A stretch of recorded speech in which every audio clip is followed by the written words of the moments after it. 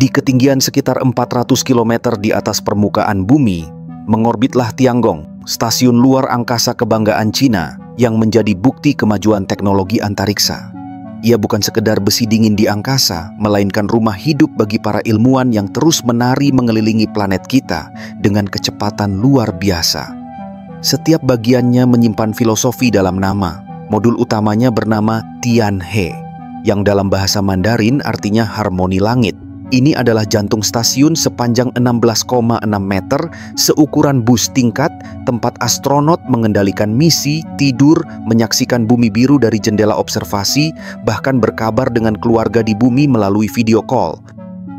Dua modul pendampingnya, yaitu Wentian dan Mengtian, yang secara harfiah berarti mencari langit dan mimpi langit, adalah laboratorium sains sepanjang hampir 18 meter, di mana eksperimen revolusioner dilakukan, dari menumbuhkan padi di gravitasi nol hingga menyiapkan teknologi untuk koloni Mars. Tiangong melayang di ketinggian antara 340 hingga 450 km di atas kepala kita. Ia melesat dengan kecepatan 28.000 km per jam mengelilingi bumi setiap 90 menit. Dalam sehari, para astronotnya menyaksikan matahari terbit dan fajar menyingsing sebanyak 16 kali sambil menatap planet biru kita dari jendela observasi. Listriknya bersumber dari sayap panel surya raksasa selebar 55 meter, membentang seperti sayap naga di kegelapan antariksa. Yang paling memesona, ia punya mitra setia, yaitu teleskop Xuntian, yang secara harfiah berarti si penjelajah langit, sebuah teleskop yang mampu merapat ke badan stasiun untuk perawatan, layaknya kawan seperjalanan yang saling menyempurnakan. Orbitnya yang miring 42 derajat membuatnya kerap terlihat melintas di langit Indonesia sebagai titik cahaya tenang. Setiap kemunculannya adalah pengingat. Inilah puncak ambisi antariksa Cina, tempat benih koloni bulan disemai, udara didaur ulang untuk perjalanan antar planet, dan mimpi manusia menjelajah bintang-bintang diuji. Sebuah bukti bahwa ketika sains dan imajinasi bersatu, legenda pun bisa menjadi nyata. Tiangong bukanlah stasiun luar angkasa pertama yang pernah dibuat oleh manusia.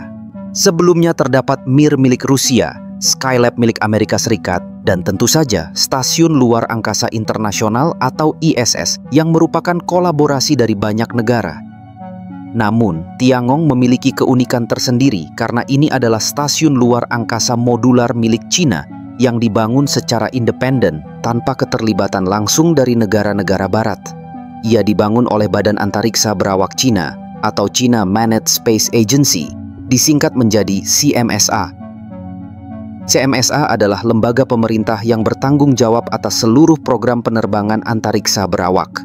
Lembaga ini berada di bawah Komisi Militer Pusat, yang menunjukkan bahwa eksplorasi luar angkasa di China selain bersifat ilmiah, juga bersifat strategis dan geopolitik. Akar Tiangong tertanam jauh di tahun 1992 saat Cina meluncurkan proyek ambisius bernama Proyek 921. Tujuannya adalah menjadikan manusia Cina bisa keluar angkasa sendiri. Bayangkan kondisi saat itu, di mana Amerika Serikat dan Rusia sudah puluhan tahun menguasai orbit, sementara Cina baru memiliki teknologi roket dasar. Saat itu, kemampuan Cina dalam dunia antariksa masih sangat terbatas. Mereka belum pernah mengirim manusia ke luar angkasa, belum menguasai teknik docking antar wahana, dan belum memiliki sistem pendukung kehidupan yang andal untuk misi jangka panjang. Dunia memandang Cina sebagai penonton, bukan pemain utama dalam perlombaan luar angkasa. Namun, di balik ketertinggalan itu, tekad Cina tidak bisa diremehkan. Proyek 921 yang sudah mereka ciptakan sebelumnya adalah simbol harga diri nasional dan strategi jangka panjang untuk membangun kemandirian teknologi. Maka, dengan penuh kesabaran dan perencanaan matang, mereka mulai dari bawah, yaitu membangun wahana antariksa berawak, menciptakan kapsul Shenzhou 1 pada tahun 1999 hingga Shenzhou 4 pada tahun 2022. Setiap misinya menguji sistem kritis, peluncuran, manuver orbit, pendukung hidup, dan kembalinya kapsul ke bumi. Suksesnya Shenzhou 4 pun memecah kebekuan, dan akhirnya pada tanggal 15 Oktober tahun 2003, seseorang bernama Yang Liwei menjadi manusia Cina pertama di luar angkasa dengan Shenzhou 5. Penerbangan selama 21 jam itu telah membuktikan bahwa Cina mempunyai teknologi dasar untuk eksplorasi berawak, diiringi tangisan haru rakyat Cina menyambut pendaratannya. Target selanjutnya lebih menantang, yaitu spacewalk atau aktivitas luar kendaraan, dan docking atau penyandaran dua wahana di orbit. Kenapa ini penting? Karena ini fondasi mutlak untuk membangun stasiun luar angkasa permanen. Misi Shenzhou 6 pada tahun 2005 membawa 2 astronot untuk membuktikan kemampuan hidup panjang di orbit selama 5 hari. Shenzhou 7 pada tahun 2008 mencatat sejarah di mana Zhai Zigang melakukan spacewalk pertama Cina selama 22 menit. Spacewalk itu menjadi validasi nyata bahwa sistem baju antariksa Feitian buatan lokal mampu melindungi astronot dalam kondisi ekstrem di luar wahana. Tantangan selanjutnya adalah mengembangkan laboratorium luar angkasa eksperimental. Tahun 2010, Cina meluncurkan Tiangong 1, yang secara harfiah berarti Istana Surgawi 1. Ini bukan stasiun penuh, melainkan prototipe modul stasiun atau space lab sederhana. Berbentuk silinder sepanjang 10,4 meter, berat 8,5 ton, ia punya 1 port docking. Tujuannya adalah uji coba teknologi kunci, rendezvous dan docking otomatis di orbit. Ini adalah 2 kemampuan vital jika Cina ingin membangun stasiun luar angkasa modular di masa depan. Sebelum Tiangong 1, teknologi ini hanya dimiliki oleh segelintir negara seperti Rusia dan Amerika Serikat. Oleh karena itu, keberhasilan misi ini adalah penentu untuk melangkah ke babak selanjutnya. Tahun 2011, Shenzhou 8 tanpa awak sukses melakukan docking otomatis pertama dengan Tiangong 1. Dan 2 tahun kemudian, yakni tahun 2013, Shenzhou 9 sukses membawa Liu Yang, astronot perempuan pertama Cina, keluar angkasa. Sementara Shenzhou 10 pada tahun 2013 melakukan docking berawak, kru tinggal di Tiangong 1 selama 10 hingga 15 hari menguji sistem pendukung hidup, melakukan eksperimen sederhana, dan memberi kuliah langsung ke para siswa di bumi. Tiangong 1 adalah sekolah orbit bagi Cina. Ia beroperasi 4 tahun lebih lama dari rencana akhir, membuktikan ketangguhan desainnya. Tak mau berpuas diri, Cina meluncurkan Tiangong 2 pada tahun 2016. Modul ini lebih canggih, dirancang untuk misi jangka menengah, yakni selama 20 hingga 30 hari. Ia membawa fasilitas riset lebih baik, termasuk jam atom dingin atau cold atomic clock yang super akurat untuk eksperimen fisika fundamental dan radar untuk observasi bumi. Shenzhou 11 tahun 2016 membawa 2 astronot, yaitu Jing Haipeng dan Chen Dong, yang tinggal selama 33 hari. Mereka meneliti efek mikrogravitasi pada tubuh, bercocok tanam kecil, dan menguji perbaikan sistem pendukung hidup. Yang unik, Tiangong 2 juga dikunjungi wahana kargo pertama Cina, yaitu Tianzhou 1 pada tahun 2017, yang melakukan uji bahan bakar ulang di orbit, on-orbit refueling. Teknologi ini krusial untuk keberlangsungan stasiun besar. Stasiun juga butuh bahan bakar untuk menjaga ketinggian orbitnya karena tarikan atmosfer tipis membuatnya turun perlahan. Bahan bakar ulang otomatis oleh wahana kargo memungkinkan stasiun bertahan puluhan tahun. Keberhasilan Tianzhou 1 ini yang menyandar, transfer bahan bakar, dan docking ulang berkali-kali dengan Tiangong 2 adalah ujian akhir yang gemilang sebelum membangun Tiangong yang sejati. Namun demikian, jalan menuju pembangunan Tiangong penuh dengan duri. Terdapat kegagalan besar yang hampir menggagalkan segalanya, yaitu musibah roket Long March 5. Roket ini adalah tulang punggung misi stasiun modul inti alias Tianhe, karena daya angkutnya yang besar, yaitu 25 ton ke orbit rendah. Peluncuran perdana Long March 5, bukan versi 5B, terjadi pada bulan Juli 2017 dan berakhir bencana. Beberapa menit setelah lepas landas, mesin intinya mati prematur, roket kehilangan tenaga, dan jatuh ke laut. Investigasi menemukan desain turbopump mesin YF-77, yaitu mesin hidrogen cair pertama Cina yang bermasalah. Kegagalan ini mengguncang program antariksa Cina. Pembangunan modul inti Tianhe yang sudah siap terpaksa ditunda bertahun-tahun, padahal target peluncuran awal Tianhe adalah tahun 2018. Tim insinyur bekerja mati-matian memperbaiki desain.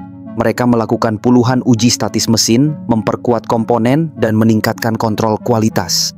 Barulah pada bulan Desember tahun 2019, Long March 5 sukses terbang, di mana misinya adalah mengirim satelit komunikasi berat Shijian-20, dan keberhasilan ini menyelamatkan mimpi Tiangong. Akhirnya, setelah penantian panjang, era Tiangong sejati dimulai.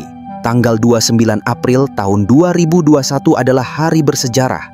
Roket Long March 5B yang merupakan varian khusus untuk modul stasiun membawa modul Tianhe ke orbit. Tianhe bukan modul kecil seperti pendahulunya. Ini adalah inti stasiun seberat 22,5 ton. Panjang 16,6 meter, diameter 4,2 meter, dilengkapi sistem pendukung hidup yang canggih, kontrol stasiun, tempat tinggal kru, dan port docking multiple. Meski peluncurannya mulus, tetapi ketegangan belum usai. Tianhe harus membuka panel surya raksasanya di orbit. Jika gagal, modul kehilangan daya dan misi berakhir sebelum dimulai. Untungnya, panel surya selebar 55 meter itu terbentang sempurna, menangkap sinar matahari pertama untuk istana surgawi. Tahap berikutnya lebih rumit, yaitu menyambung modul laboratorium. Modul Wentian yang secara harfiah berarti menggapai langit dalam bahasa Mandarin diluncurkan tanggal 24 Juli tahun 2022. Proses dockingnya adalah balet teknologi presisi tinggi. Wentian harus menyandar ke samping ke port depan Tianhe. Sensor laser dan radar memandunya. Begitu terkunci, tugas berat dimulai.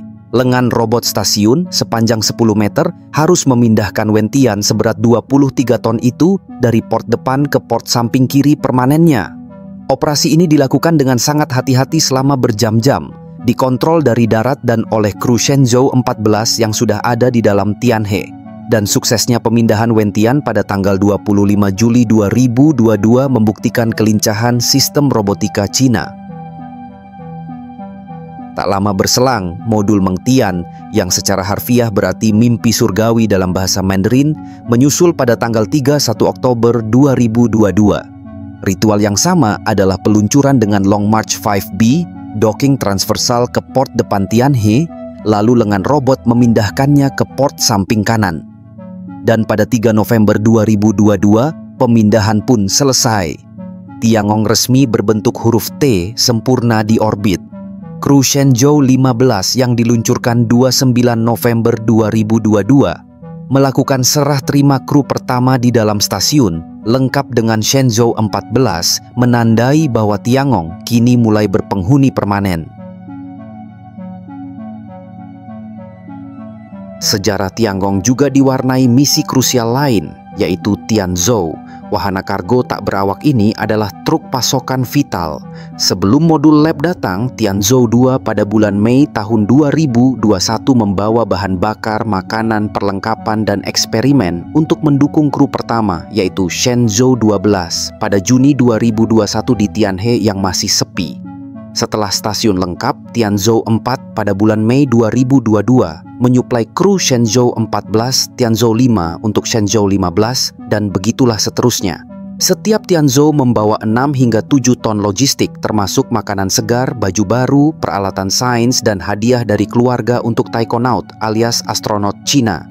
Teknologi autonomous dockingnya yang cepat, di mana Tianzhou 5 hanya butuh 2 jam dari peluncuran ke docking dan masuk rekor dunia, membuat pasokan sangat efisien. Operasi kru berlanjut dengan rotasi terjadwal. Setiap misi Shenzhou membawa 3 taikonaut alias astronot, tinggal sekitar 6 bulan. Shenzhou 16 pada bulan Mei 2023 bahkan membawa kru pertama yang termasuk payload specialist alias spesialis muatan sipil, Profesor Gui Haichao, ahli astrofisika. Ini menandai transisi Tiangong dari penempatan kru ke pusat sains operasional. Misi selanjutnya, Shenzhou 17 pada Oktober 2023, harus melakukan spacewalk untuk pemeliharaan panel surya yang rusak kecil oleh mikrometeoroid, menunjukkan dinamika kehidupan nyata di stasiun. Membangun Tiangong adalah upaya kolosal. Total diperkirakan menghabiskan lebih 10 miliar dolar, tapi nilainya tak terukur, lebih dari 25 peluncuran roket Shenzhou, Tianzhou, dan modul dalam waktu singkat dengan tingkat keberhasilan mengagumkan pasca perbaikan Long March 5. Ribuan insinyur, ilmuwan, dan teknisi bekerja siang malam. Pelajaran dari kegagalan awal, ketekunan melalui embargo teknologi barat, terutama Amerika lepas UU Wolf Amendment 2011 yang melarang NASA kerjasama dengan Cina, dan inovasi mandiri adalah kunci suksesnya.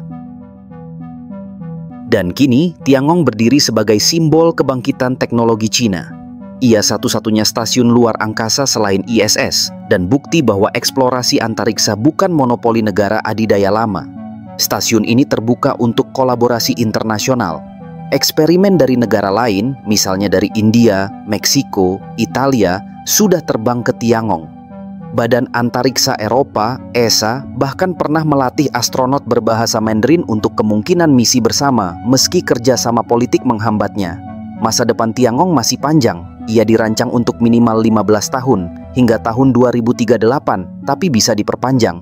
Ada wacana penambahan modul baru, atau hosting teleskop suntian yang akan terbang formasi dekat. Tiangong juga menjadi batu loncatan vital untuk program Bulan Cina yang menargetkan pendaratan berawak sebelum 2030.